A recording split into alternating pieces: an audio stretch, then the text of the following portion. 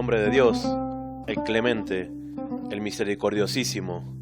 Estaré muy feliz si por medio de este libro se logra establecer un puente con mis queridos lectores hispanohablantes.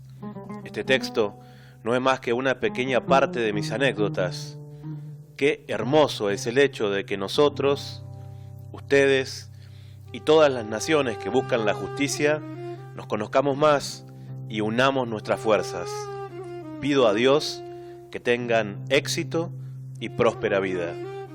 Seyed Ali Khamenei.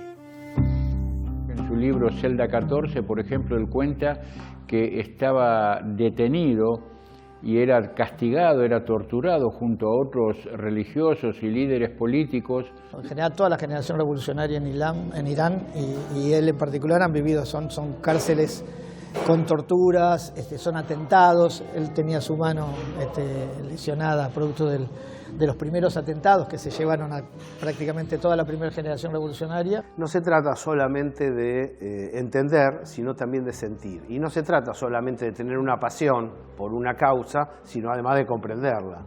Bueno, es un enlace muy interesante, muy planteado desde los textos sagrados del Islam. Y esto me parece que tuvo bastante que ver con el proceder de Ali Khamenei. Irrumpieron en la casa y atravesaron el pasillo. Al final de lo primero que llamó su atención fue la biblioteca. Se metieron y comenzaron a revolver y buscar entre los libros. Fue un día de mucha incertidumbre, mucho pánico, con mucha preocupación porque, bueno, nos íbamos enterando del bombardeo que mató 168 nenas de una escuela primaria y simultáneamente el bombardeo a la casa del ayatolá que estaba reunido con su familia. La noticia del martirio llegó justo con el momento de la noticia del infanticidio en la escuela y el momento de la noticia del ataque. O sea, fue una conmoción múltiple y profunda. El ataque se produce mientras en Suiza, creo que en Ginebra o en Berna, estaban en negociación representantes de Estados Unidos y representantes de Irán. O sea, fue realmente una maniobra, una traición incalificable. Me taparon los ojos y sentaron en un automóvil sin vidrios y me llevaron hacia un lugar desconocido. Nunca quiso aceptar ningún privilegio en materia de seguridad para su persona y para la de su familia. Y siempre decía lo mismo: cuando estén seguros 94 millones de iraníes, ahí voy a aceptar ir a un refugio. Me pareció un testimonio impresionante del imán Khamenei que conmueve hasta los huesos. Hay muchas frases que uno pudiera decir, yo tomo una que dice: la resistencia no es una reacción ocasional, sino tiene que ser una búsqueda permanente. Bueno, ese es lo que en el Islam se llama el Jihad Akbar, que es la gran lucha de uno contra los propios demonios, el egoísmo, la envidia, el egocentrismo. Bueno, eso me parece que lo tenían muy resuelto Khamenei y es lo que mejor podemos aprender de él. Sentí que el ánimo de los presos se había debilitado. Por ello, en voz alta comencé a hablar con los vigilantes para que los presos escucharan mi voz y así darles ánimos. Se destacaba por la dulzura cuando hablaba a su pueblo. Y ahí podría encontrar una raíz que a mí también me gustaría recordar, que es un poeta, que era un poeta.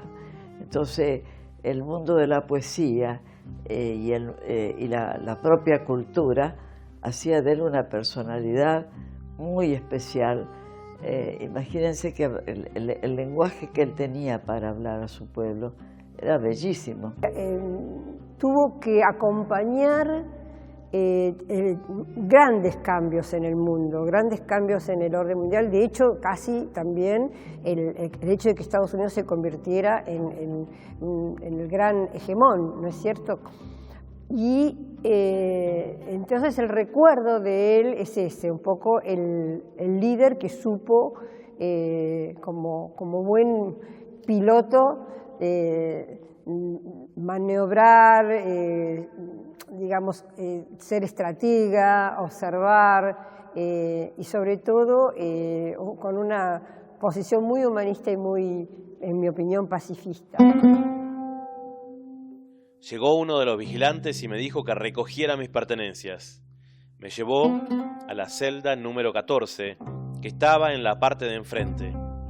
Viene toda una línea con el imán Khomeini, una línea que hace a la preservación de los intereses populares, la soberanía, el orgullo nacional, ese profundo sentido del martirio por la patria, de darlo todo por la patria, por el pueblo.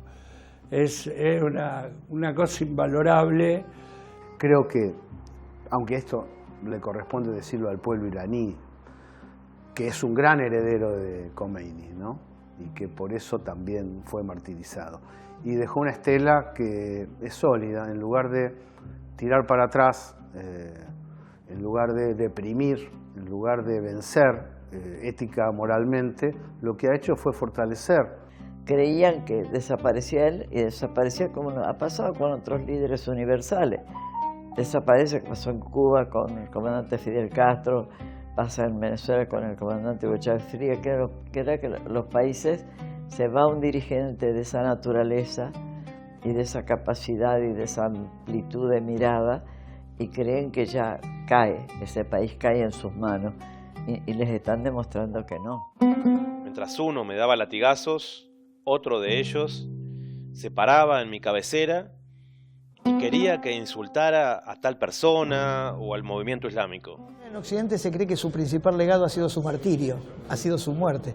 El principal legado de Jamenei, como el de Khomeini, ha sido su vida. Bueno, el problema es que por ahí en Occidente no se conoce mucho, que es una vida de austeridad absoluta, de humildad, de búsqueda permanente de la piedad, y eso lo traducía en sus gestos, desde las ropas con las que andaba, lejos de los lujos de cualquier gobernante, hasta su trato con el pueblo y con sus semejantes. Ha dejado un legado que se ve muy claramente en la resistencia que la sociedad iraní ha presentado ante el ataque norteamericano. El hecho de que Estados Unidos amenaza y la gente, lejos de ir a su casa, me han contado, rodea las grandes centrales termoeléctricas o, no sé, estaciones de servicio para demostrar, bueno, acá estamos nosotros.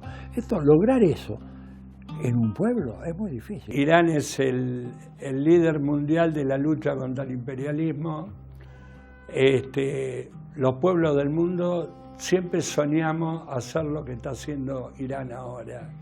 Nuestro agradecimiento al pueblo iraní es infinito, nuestro reconocimiento y bueno, ese es el liderazgo moral y político que tenemos que construir los pueblos del tercer mundo para bueno, terminar con el imperialismo anglo-sionista norteamericano que tantos daños nos ha hecho, ¿no? Y el enemigo, buscando terminar, matando al líder, buscó terminar con el liderazgo y lo único que hizo fue fortalecerlo.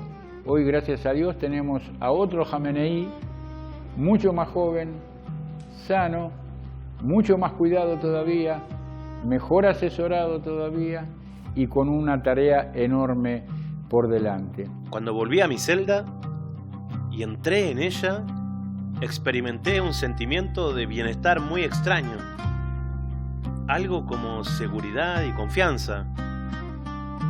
Después de esa violencia bestial y tortura repugnante a la que me había enfrentado en el cuarto de torturas, esas 4 paredes que rodeaban la puerta que se cerró detrás de mi llegada me daban un sentir de tranquilidad espiritual. Di gracias a Dios por esta celda.